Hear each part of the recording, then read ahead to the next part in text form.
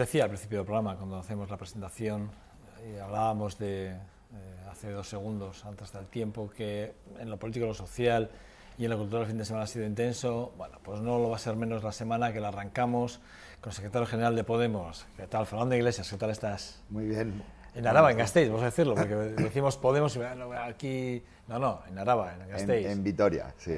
Digo yo que habría que empezar por hacer un poco, valorar un poco las encuestas que estamos barajando, ¿no? Las últimas que hemos conocido del gobierno vasco, que son las que, digamos, más frescas tenemos en la retina, pero si hacemos un repaso a todas las que tenemos, más las que vosotros barajáis internamente, ¿no?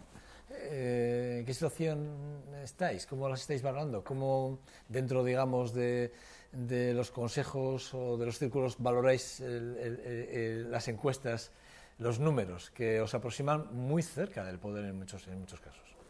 Bueno, la Diputación, que por cierto, casi os da en mayoría. Hombre, pues los valoramos positivamente. Date cuenta que hace, pues no sé, 3 meses, 2 meses, se hablaba de la inmunidad de Euskadi a Podemos, ¿no? Y hoy en día, pues, estamos viendo encuestas que nos sitúan claramente en el terreno de juego político de Euskadi, ¿no? Entonces, eso, bueno, pues nos da, desde luego, un empuje de ilusión para seguir para adelante, ¿no?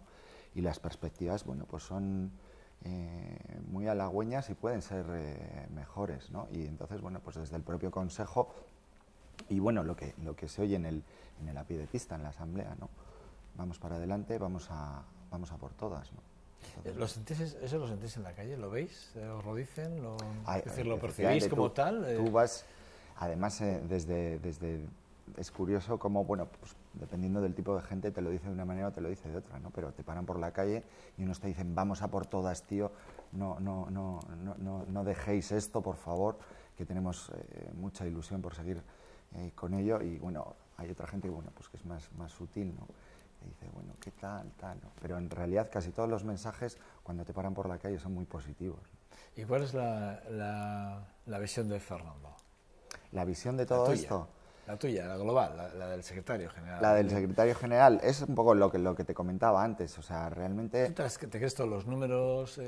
A ver, eso, pero bueno, eso cualquier analista político sabe que hay que coger con mucho cuidado las encuestas, que además fluctúan dependiendo del momento, de las circunstancias, del propio muestreo, de quién las saque, ¿no?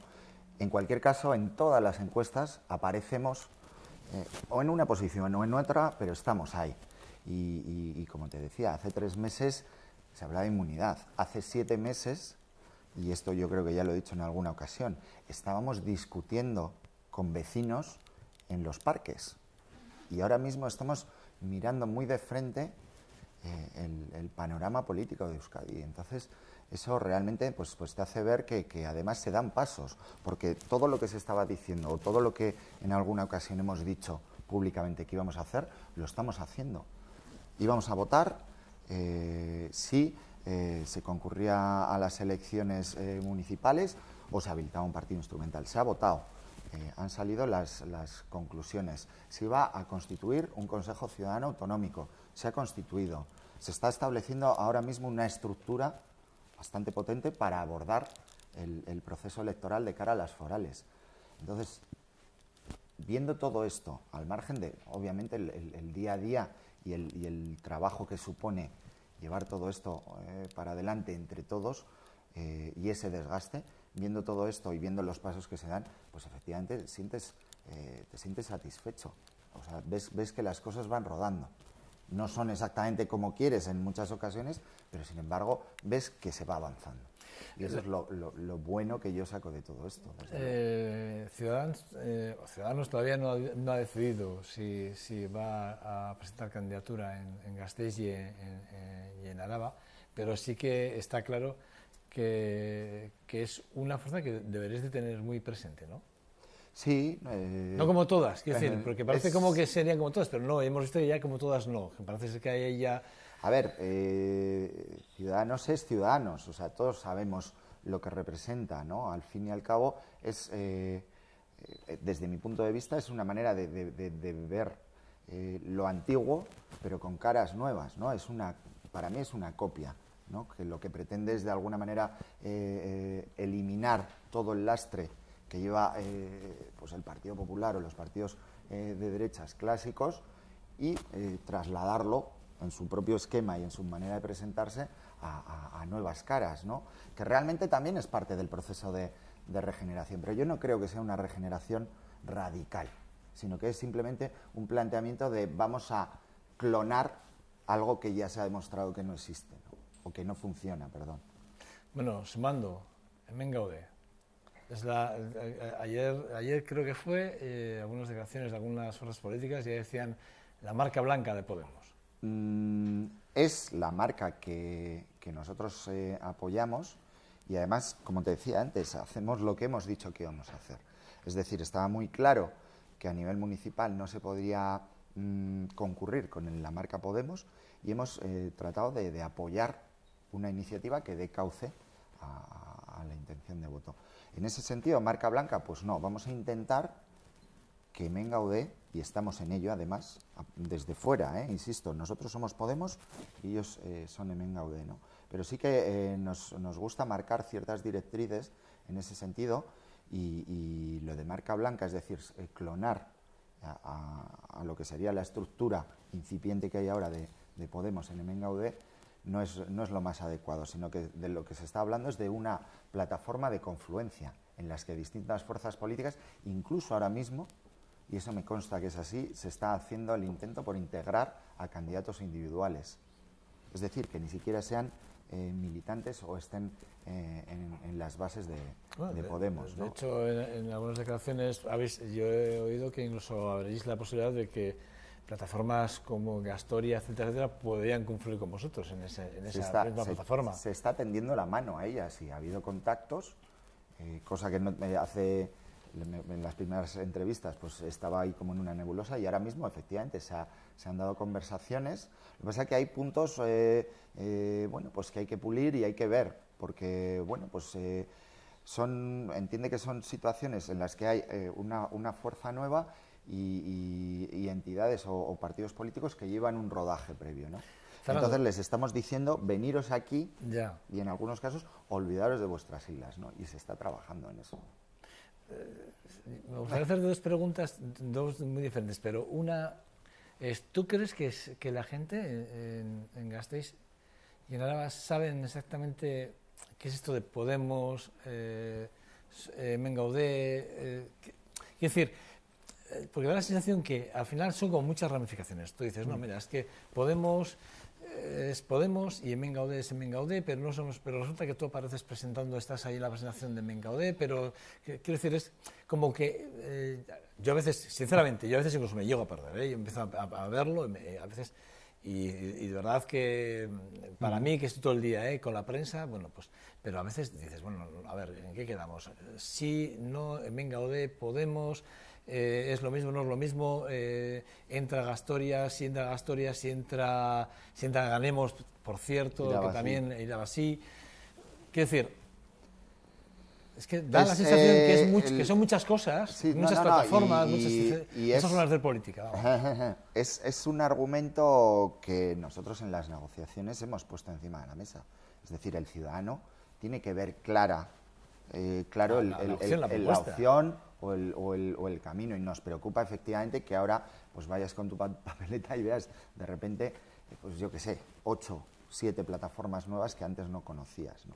Entonces es por ahí por donde también estamos tratando de hacer el esfuerzo, porque muchas de ellas sí que encajan en muchos aspectos con nuestro ADN. Entonces, bueno, pues ese esfuerzo por aglutinar. Y por otro lado, es una lectura también interesante, que joder, esto hay que entenderlo como algo que además denota una situación y un momento social que estamos viviendo hoy aquí, en Euskadi y a nivel estatal, ¿no? Y es esa preocupación por lo político, por influir, y eso hace que afloren un montón de opciones que antes ni existían, que antes ni se oían, y ahora se están visualizando, ¿no? Y no solo eso, sino que llevamos una temporada reuniéndonos con un montón de plataformas ciudadanas con distintas preocupaciones, unas desde el ámbito del asociacionismo vecinal, otras desde el ámbito del asociacionismo cultural, otras que atañen a temas de bienestar social.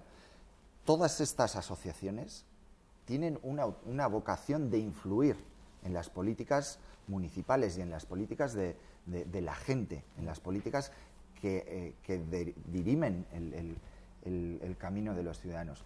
Todo esto antes yo no lo percibía, y esa efervescencia y esa emergencia de alguna manera de la sociedad civil es algo que tenemos que valorar positivamente. ¿Qué es lo que nos toca ahora? De alguna manera tratar de poner orden, ¿no? para canalizar y orientar bien las fuerzas, pero yo creo que es algo positivo, ¿no? ¿Sois conscientes de que la división de voto, es decir, hemos visto en Andalucía, la división de voto en un momento determinado, al mayor, al más votado le beneficia? Le beneficia. ¿Sois conscientes de eso, no? Sí, está O sea, claro. que sabéis que cuanto más confluyáis y cuanto más se vaya a una marca sola y más apoyos, es mucho mejor, ¿eh? Está claro. O sea, y además las valoraciones de las encuestas se hacen un poco en ese sentido. Y normalmente no es, cuando tú aglutinas, no es 2 y 2. Normalmente, si sumas, suele ser que 2 y 2 no son 4, que 2 y 2 igual son 6. ¿Me explico? O sea, todas esas lecturas hay que hacerlas. Por eso ahora estamos trabajando en esa línea, ¿no? Bueno, sumando Hemengaudé es la plataforma que sale de Podemos realmente y que va a ser la que va a confluir a las elecciones municipales. ¿Y la Diputación? ¿Qué pasa con la Diputación? Porque sé que Uriarte ha peleado con Madrid para intentar, y en algún caso, en algunas declaraciones, casi echando en órdago a Madrid, diciendo que ellos creen que tienen que estar en las... Yo creo que más que pelear lo que ha hecho es consensuar, es decir, aquí realmente si la Asamblea a nivel autonómico, el propio Consejo Ciudadano Autonómico, hubiera decidido por votación concurrir a las forales, tendríamos que haberlo hecho. Lo que pasa es que se trata de tener una visión de partido a nivel de Estado, entonces todas estas cosas hay que hablarlas, hay que estar ahí negociando, hablando, etcétera. Finalmente se ha llegado a un acuerdo y aquí estamos. Hoy finaliza el plazo de votación de las primarias para concurrir a las forales en los 3 herrialdes. Estamos dando pasos, se están consiguiendo las cosas y además se están consiguiendo llevar desde una manera consensuada, hablando con la gente, discutiendo, debatiendo, viendo opciones. Supone un desgaste potente, pero y esto también lo he dicho en alguna ocasión, esos conflictos bien gestionados enriquecen mucho el proceso. Aunque nos desgasten, nos tienen que llevar a conclusiones seguramente mucho más acertadas que la decisión tomada de manera unilateral, ¿no? ¿Habrá listas entonces en la Diputación Foral de Álava? ¿Habrá? Sí. ¿Conformadas? Estarán. ¿Candidatos? ¿Para cuándo tenemos los nombres de los candidatos, ambos? Se publica, como te decía, hoy acaba el plazo de votación. Insisto, y llamo a la votación desde aquí a todas las personas porque está abierto el proceso en Agora Voting y posiblemente mañana tendremos ya candidatos. Los candidatos al ayuntamiento y a las la listas que vayan a... No sé si mañana, porque... Pero las listas, pero con un candidato ya, con un nombre que encabece... Con nombres ya, el número uno, ayuntamiento y diputación, ¿no? Tendremos ya los nombres. Eso es. El plazo acaba hoy. Vamos a ver, sabéis que nosotros dependemos mucho de la aplicación Agora Voting, que todo vaya bien, pero la idea es, o sea, ese proceso termina hoy y la idea es, pues, en el menor tiempo posible, te hablo 1 o 2 días, tener ya esas listas. ¿Vas a asumir el programa, como en algún sitio he leído, vais a asumir el programa, que es no sé, me ha extrañado leerlo, pero es verdad que lo he leído, ¿vais a asumir el programa de Podemos a nivel nacional que se haga para las elecciones municipales y forales? Pero lo vamos a asumir desde una... O sea,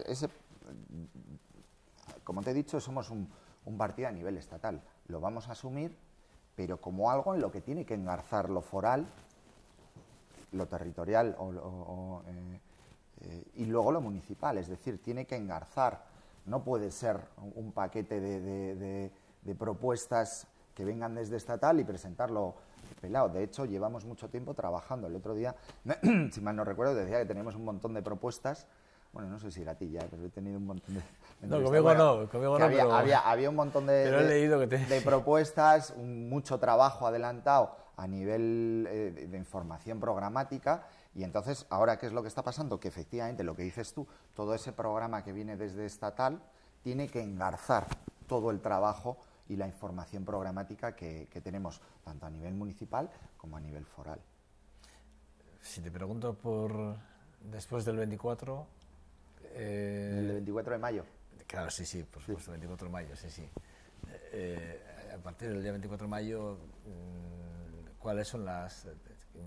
teniendo un gran resultado sumando de Mengaudé, imaginemos que en el Ayuntamiento de Vitoria-Gasteiz respetaréis ese pacto no escrito, al cual vosotros no estáis suscritos, porque evidentemente no habéis estado hasta ahora en gobernanza, ¿no?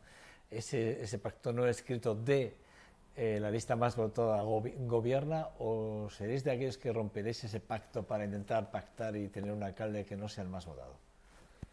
Es una pregunta que va a hacer a todos. Nosotros, sí, no, me parece bien. A día de hoy, nuestra postura es clara en eso. Es decir, si nosotros tenemos que intercambiar cromos, que hacer prebendas con otros partidos, etcétera, para llevar a alguien que no sea el alcalde más votado adelante, no lo vamos a hacer. Es decir, preferimos estar en la oposición y hacer una oposición férrea y dura que hacer este tipo de intercambios de cromos. Llegado el momento, si se da esa circunstancia in extremis, quizás habría que consultar sobre estas cuestiones a la Asamblea. El Consejo Ciudadano ahora marca unas directrices o entiende unas maneras de funcionar, pero somos profundamente asamblearios en todas estas cuestiones y lo estamos demostrando. Es decir, las cuestiones que están importando están siendo preguntadas. Esta sería una cuestión, quizás, si se da un escenario interesante, a volver a replantear, pero a día de hoy no pactamos. No pactamos para acceder a o para ser llave en el municipio a nivel foral. O sea, que yo quiero entender que sí, que respetaréis ese acuerdo, o sea, lo mantendríais. Es decir, no romperíais en un momento la estructura de... El más y si lo tuviéramos que romper... Sería una cuestión asamblearia. Una cuestión asamblearia. Desde luego no sería algo que... Venga, hemos dicho una cosa y la vamos a hacer. Entiendo que el poder asambleario es importante. Además lo basáis constantemente. Es la segunda vez que te entrevisto y creo que la otra vez también hablábamos de... para vosotros lo más importante es que el poder asambleario sea el que tenga el poder de decisión programativo y además entiendo que también legislativo, en un momento determinado sea el que pueda dirimir. Pero, por ejemplo, estrategias de ciudad, ¿también serían asamblearias? Es decir, a nivel de, me refiero, de tomar la decisión, por ejemplo, de, teniendo que el poder, imagínate que tuviésemos que decidir sobre el tren de alta velocidad en Gasteiz. Es más, me parecería muy interesante, y dentro de nuestro programa aparecerá, el hecho de que para decisiones, por ejemplo, como la que acabas de mencionar, para cualquier planteamiento que yo que sé, a nivel de diseño urbanístico, influya en un barrio, generar comisiones de trabajo en la que obviamente estén técnicos municipales, estén arquitectos, esté perspectiva legislativa de todo lo que pueda suponer todo esto, pero también que haya plataformas vecinales que hayan trabajado previamente en todo esto y que tengan poder de decisión. Es decir, estamos de alguna manera llevando el asamblearismo a procesos decisorios e incluso de diseño a lo municipal y a lo foral. Tiene que ser así. Hay iniciativas, hemos tenido ejemplos muy interesantes de cómo el ciudadano especializado en algunos ámbitos influía en las políticas tanto municipales como forales. Por ponerte un ejemplo, del cual yo me quedé enamorado y tuve la suerte de participar hace años. No sé si recordaréis la plataforma Márica. Sí. Era un ejemplo claro en el que políticas forales o de diputación se descargaban en un colectivo que no solo decidía, sino que además gestionaba de alguna manera fondos públicos. Era capaz de hacer política foral, pero fuera de lo que es la institución. Y además fue yo creo que es un ejemplo interesante para trasladar a muchos ámbitos de la gestión pública. Fue una opción que funcionó muy bien durante mucho tiempo y que, bueno, pues luego con el cambio político no pudo prosperar. Pero había iniciativas realmente interesantes que partían de gente de nuestra ciudad que eran los que más sabían los que más sabían de políticas culturales, al margen, insisto, de los técnicos forales, etcétera, que tienen, por supuesto, su conocimiento, pero se les tenía muy en cuenta.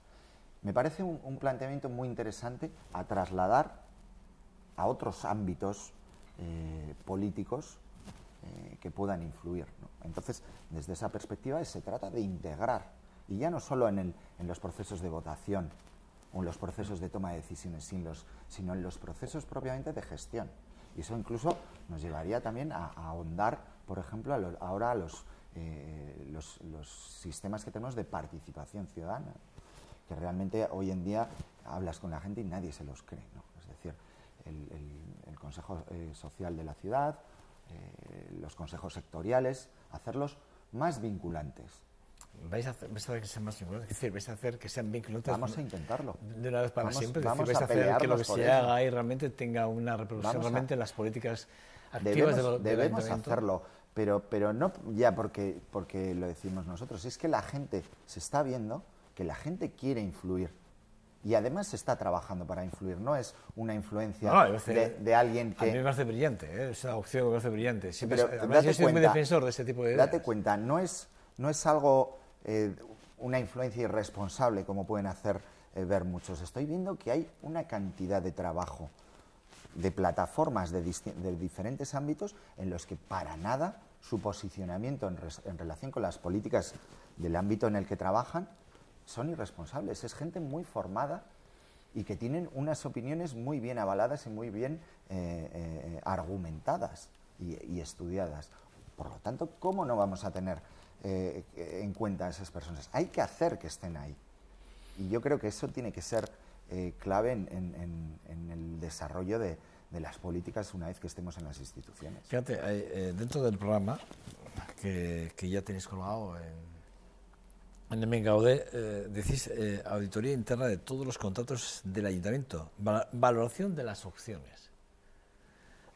Quiero decir, la primera parte la entiendo claramente, es auditar absolutamente todos los contratos, y quiero entender que este primer punto va ahí encabezando este programa pensando en lo que ha pasado con los contratos, quiero entender entre otros los de la calle San Antonio.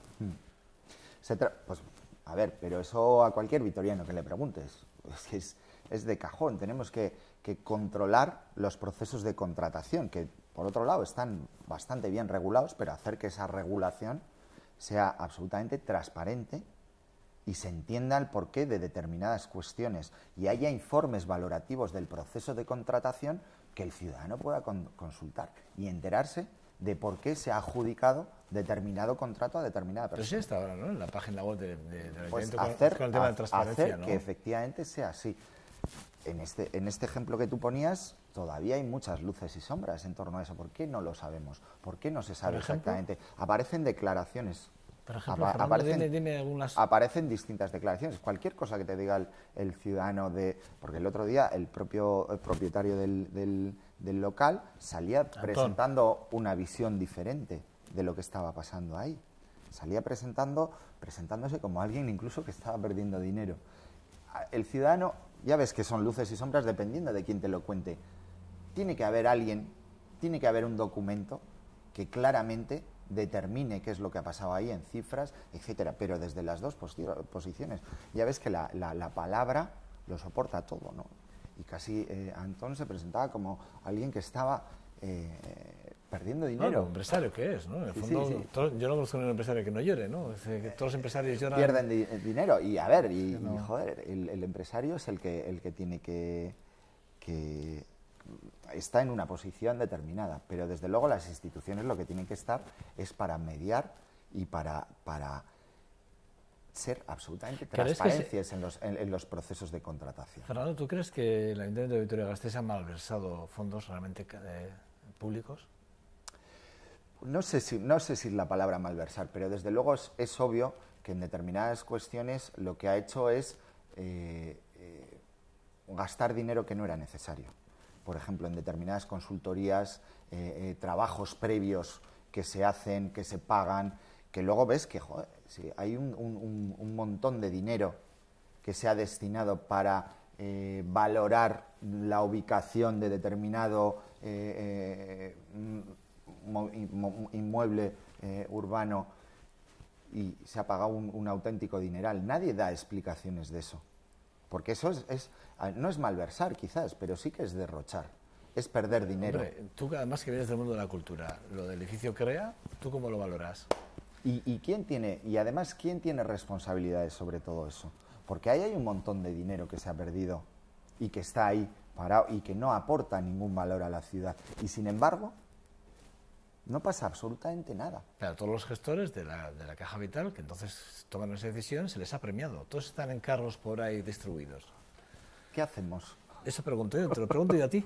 Desde luego, lo que no podemos es permitir que este tipo de circunstancias se den. Y además, que nadie asuma responsabilidades. Y lo que dices tú, que encima se les premie. No sé, no recuerdo ya, estuve viendo ese local en su día con Lorena de Euskal Kartasuna, me parece que era. Sí, sí.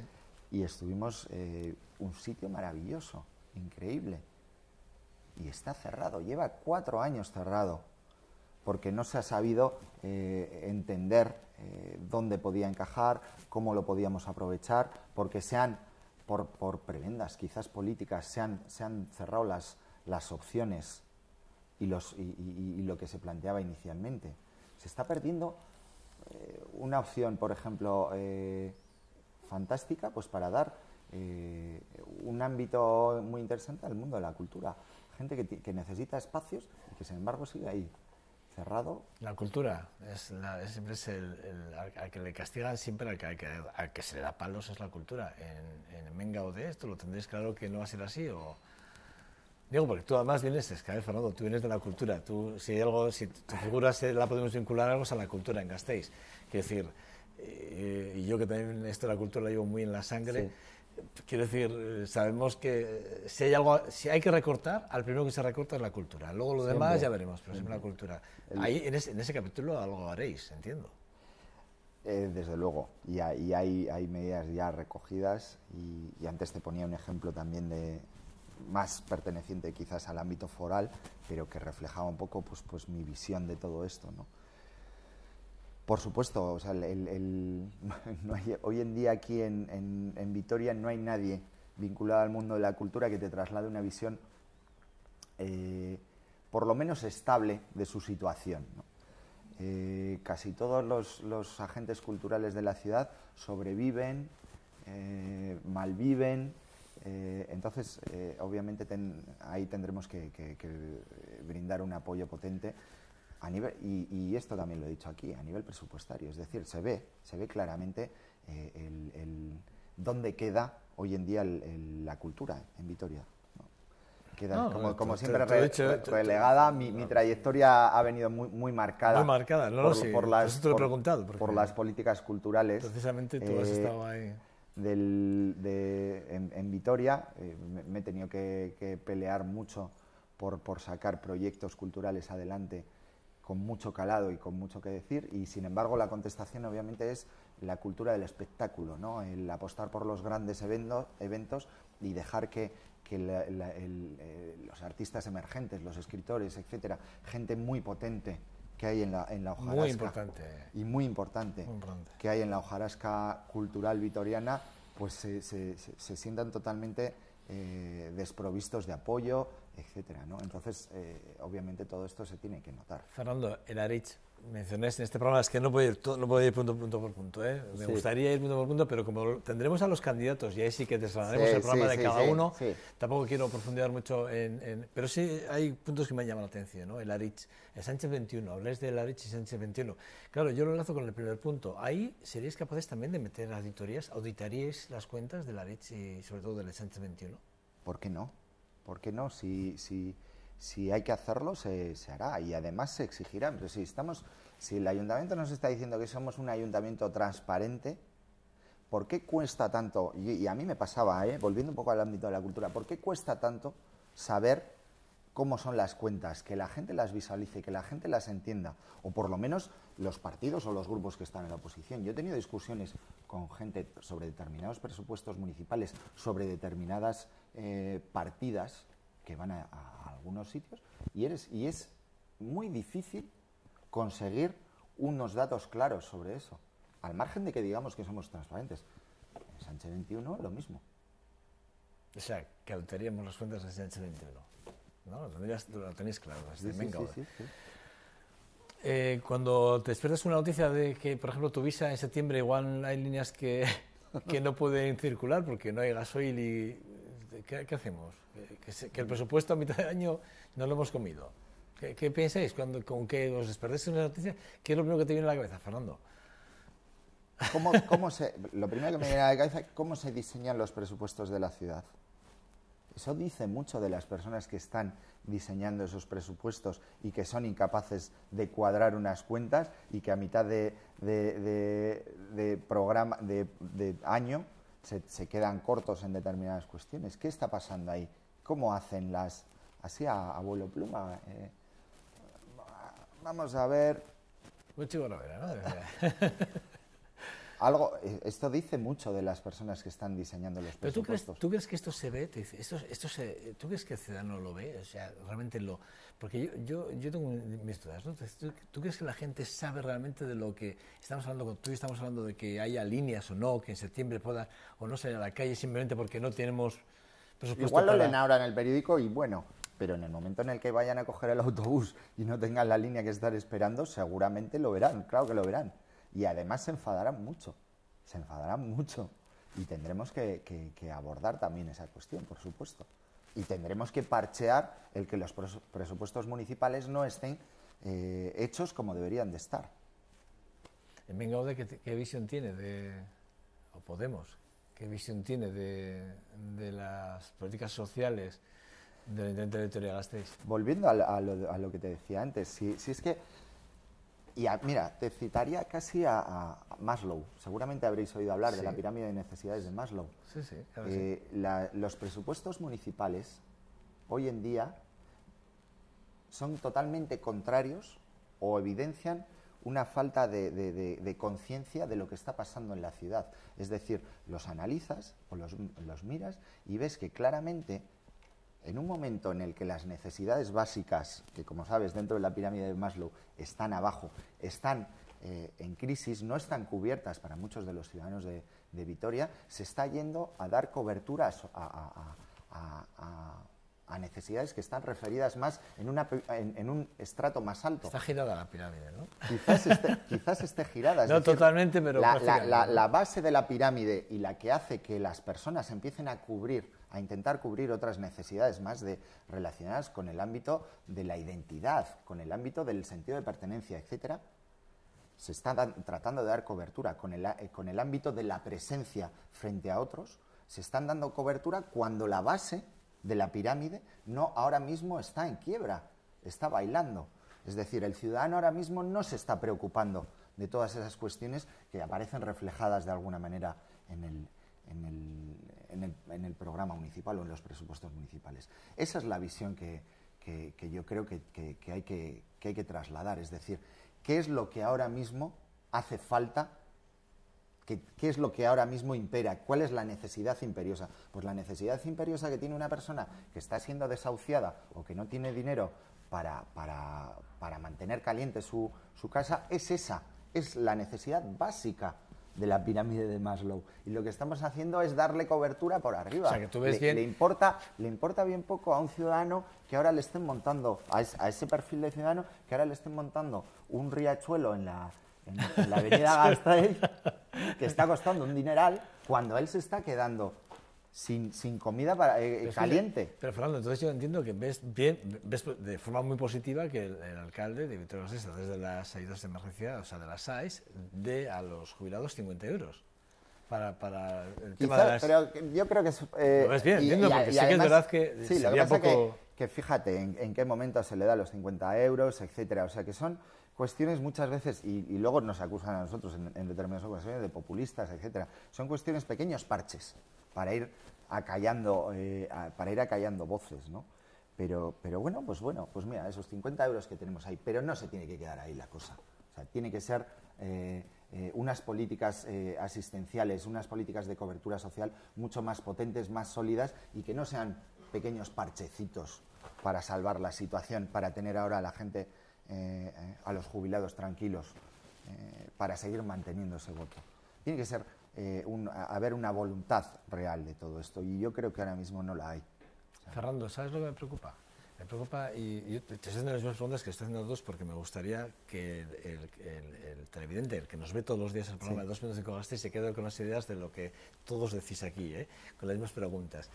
Me preocupa que no tengamos enlazada la estación de autobuses con la que va a ser supuestamente la entrada a Gasteiz del tren de alta velocidad, que va a ser Dato, seguro, sí o sí. Es que, vamos, Dato más adelante, Dato más atrás, o sea, más cerca de la estación, de la propia estación, o más cerca de la Plaza de Toros, o como algún Lumbreras ha dicho ya, creo que por cerca del Aqua, ahí perdidos en no sé dónde, ¿no? Es decir, que... Digo, no sé, ¿cómo enlazamos esto? Porque claro, son cosas... La única propuesta que ha salido ahora ha sido la del PNV, que la hemos conocido estos días. Y fíjate, pero no solo la propuesta del PNV, es que ahora mismo ya hay plataformas ciudadanas denunciando todas estas cuestiones. Y no son, insisto, como te decía antes, no son denuncias de, me enfado, es gente que lleva mucho tiempo trabajando sobre la propia ubicación de la estación de autobuses y tiene una visión muy clara de dónde debe de estar, de cómo debe de mover. ¿Dónde debe estar, Fernando? ¿Dónde está? Ya no hay... A ver, ahí ya no hay... ¿Soterrada o arriba? ¿Se podía soterrar o no? ¿Cómo lo veis? ¿Cómo lo veis vosotros? No lo sé. A ver, yo te digo, lo que realmente hay, por ejemplo, la estación de autobuses ahora se ha peleado porque estuviera también ubicada donde originalmente se había planteado que iba a estar. Ahora mismo está donde está. Lo que hay que tratar es de hacer que esta estación se integre en los nervios de la ciudad, que de alguna manera aporte, que de alguna manera los movimientos de pasajeros que puedan ir sean capaces de acceder a donde quieren en la ciudad de una manera fácil. ¿Cuál es la solución que se ha dado? Vale, pues que entren los autobuses por toda la ciudad, ¿no? Bueno, ha sido increíble. Yo cuando lo escuché me quedé alucinado. O sea, estamos diciendo que no, que concentrar los autobuses, ya resulta que van a entrar por la puerta de atrás de las universidades, con todo el ciclo que hay ahí de gente, de coches, de movimiento, etcétera. Entonces, son cosas que no salen valoraciones y propuestas que, insisto, no salen de los propios partidos políticos o de porque nosotros tengamos un especialista. Hay gente que te puede aportar una información y una visión clarísima de todo esto. Entonces se trata de coger esas voces y llevarlas para adelante para tener soluciones. Esto no es algo que nos hayamos inventado nosotros, se lleva haciendo y además ha funcionado. Yo he tenido experiencias en Bilbao, por ejemplo, en determinados barrios muy degradados, en los que, como te decía antes, se integra al político, al concejal, al técnico y a los vecinos, que tienen mucho que decir. Y ese tipo de trabajo hay que fomentarlo y llevarlo para adelante aquí. Bueno, Fernando, entonces, digo, por acabar, entiendo, yo quiero entender que en los programas, tanto forales, que no hemos tocado la política foral, si te pregunto por el Arábago, Lanak, no sé si serás capaz de decirme algo después de las conclusiones. Yo prefiero esperar porque te digo, realmente estamos trabajando a marchas forzadas por hacer un poco lo que te decía antes, o sea, coger todo la base del programa que nos viene desde estatal y empezar a engranar todo el trabajo que tenemos aquí. ¿Cuántas propuestas habéis recibido aquí para añadir a vuestro programa ahora mismo? A nivel foral, el otro día hablé de una cifra, hemos ya pulido porque había repetidas, etcétera, se ha hecho un trabajo ya de estructurar y me parece que había 400 propuestas, que todavía tenemos y a nivel municipal. Entiendo que todo eso es lo que dais al programa. En la metodología de elaboración de filtro, ¿no? Para filtrar todo eso, ¿no? Y mucho trabajo de leer, de cribar, etcétera. Pero tenéis casi tiempo, Fernando, estáis ahí en las fechas, estáis ya en los límites de las fechas. Ahí vamos. Porque candidatos vamos a tener ya, creo que hoy, mañana ya tenemos candidatos. Y programa, ya te digo, los bocetos y los grupos de trabajo están a marchas forzadas en ambos ámbitos, Y vamos, el proceso de elaboración de todas esas propuestas y la metodología de trabajo ha sido planteamientos mucho más cualitativos y de reuniones con agentes del estilo que te estaba comentando antes, agentes sociales, agrupaciones culturales, etcétera, que te dan una visión muy cualitativa de lo que debe de tener el programa, pero luego aspectos también muy cuantitativos, es decir, se han lanzado encuestas, por ejemplo en el ámbito de la cultura, etcétera, que nos permiten también tener otro tipo de valoraciones que nos hacen incluso establecer prioridades. ¿Qué es lo que más está pidiéndose o qué es, dónde se está poniendo el acento? Todo eso nos ha permitido pues, llegar a conformar esas 400 propuestas. Y ahora mismo el trabajo potente es engarzar ahí. Y fíjate, un trabajo que se está llevando para adelante, y esto me gusta, me encanta decirlo, con gente que no son profesionales de la política. Y entendido esto desde un punto de vista absolutamente positivo. Gente que está aportando su tiempo y su voluntad para sacar todo esto para adelante. Y estamos mirando muy de frente a los políticos profesionales y ellos nos están mirando a nosotros. Y eso me ayuda, de verdad. Fernando, los salarios de los políticos que salgan elegidos tanto ayuntamiento como diputación son salarios austeros. Austeros y está recogido en nuestros principios éticos. Por eso. Es que lo he leído en los principios éticos. Totalmente recogido y se puede consultar y me parece que van a ser, no sé si 2 o 3 veces el salario mínimo como máximo. Todo lo demás entrará directamente a sustentar el partido, veremos. Pero desde luego no van a ser... Sí, porque tú, por ejemplo, tú no vas en ninguna lista y, no. Y como secretario general entiendo que la dedicación al partido tendrá que ser por encima del 50%. Es decir, que yo no sé si trabajarás en tú... Llegado el momento tendré que volver... Pero es lo que te decía un poco antes, es decir, no se trata de profesionales de la política que viven continuamente de la política, sino que mi trayectoria profesional pues me permitirá volver, cuando yo abandone todo esto, haya aportado mi trabajo a todo esto y mi dedicación, que en los últimos tiempos es mucha, pues tendré que volver a mi ámbito profesional, a trabajar como cualquier otro. Y tenemos que evitar... Y además es que soy totalmente partidario de decir, no, yo no soy político, yo estoy en política, este es mi momento y esta es mi aportación. Pero desde luego no me gustaría que pasaran 10 años y yo estuviera aquí viviendo de la política. O sea, lo que me gustaría es que nuestros puestos de representación estén ahí, estén aportando su trabajo, como está pasando ahora, y que en un momento dado... ¿Delimitaríais, por ejemplo, los cargos políticos del Ayuntamiento de Diputación más de, por ejemplo, 8 años? Están limitados, ¿eh? O sea, ¿A cuántos los habéis limitado? Me parece que son a 8 años. 8 años, ¿no? 8 años y máximo 8 años y ya está. Y vuélvete a 2 legislaturas y vuélvete a tu trabajo. Gracias por tu servicio, reconocimiento, por supuesto, pero ya está. O sea, la política se tiene que entender. No 8 años y luego al Senado, y no 8 años luego a Europa, no 8 años... giratoria y me voy aquí, o me integro en la junta directiva de una energética. Pero eso en Podemos no. Espero que no. Vale. O sea, espero no ver ese tipo de situaciones. No, es que yo creo que es lo que quiere la gente ya. La gente está un poco harta de ese tipo de cosas. Yo creo que la gente está... Vivir de la política, profesional de la política. ¿Qué es esto, verdad? Fernando Iglesias, la verdad es un verdadero placer. La segunda vez que te entrevisto, la primera vez muy bien, esta segunda vez te he visto mucho mejor, ¿eh? Te veo gracias. No, muchísimo mejor. Pero, a ver, como todo Has llegado aquí diciendo, no me da la vida.